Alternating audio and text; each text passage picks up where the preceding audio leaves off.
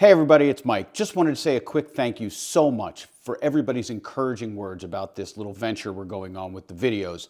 So many of you were so kind, and more than that, I received so many suggestions for topics that people wanted to hear about. So I'm going to do my best to make these videos on a regular basis, and I'm going to try and keep them topical, I'm going to try and keep them relevant, and I'm going to try and make them as impactful as I possibly can. One of the topics that was requested by several people, and I suspect this will not surprise you, given where we are on the calendar, was political conversations at work. So today kind of seems like a perfect day to start that dialogue. So let's have at it.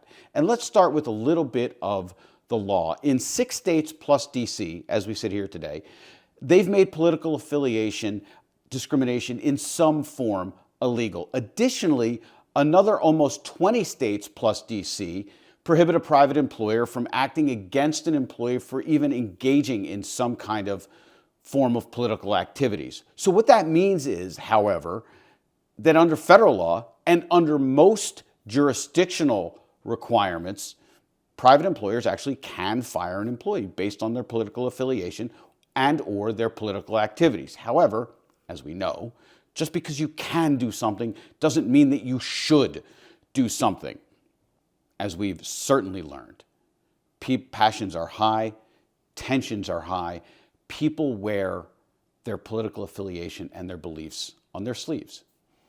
If we as employers start taking action against these employees because their beliefs are different from our own, what does that say about our organization? That we are looking for like-minded lemmings who will agree with everything we do and everything we say. We know that that is not the productive way to run an organization. Dissension and disagreement is crucial.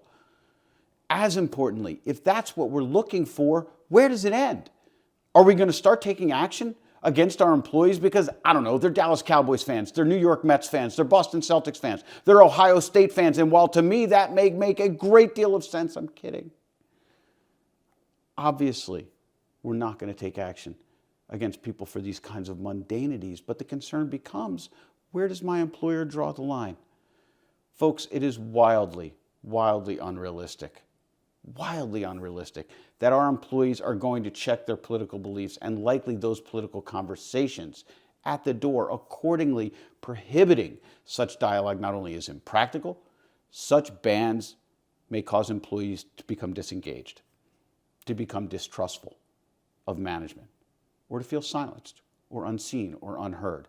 Banning these conversations, as I've also already mentioned, could potentially be illegal under certain circumstances. So what can we do? Well, let's start with what we can't do. What we can't do, what we should not do, what we must not do is bury our leadership or our management heads in the sand and pretend that these conversations simply won't happen, or if they do, won't potentially in a negative way impact our working environment. Sticking your head in the sand again, it simply doesn't work. So what can we do? What should we do? What must we do? Let's try 4 fairly simple steps. Number 1, remind our employees that because tensions are running high, that we are here for them. If they're feeling stressed, or worse, if they're feeling fearful too, let employees know that our organization encourages healthy and productive dialogue and disagreement about social issues, but that conversation and that dialogue cannot and must not be disruptive or offensive or violate any of our policies. 3rd, encourage employees to be open-minded. We talk a lot about bias in our workplaces, recognizing that the only way to confront these biases is to be open-minded and allow for the possibility that the way you think may not be the only way to think. And finally, in the words of the Queen of Soul, Aretha Franklin, RESPECT, respect must be our North Star. Folks, I hope that this conversation was helpful. I hope that it takes you along the path that you want to go.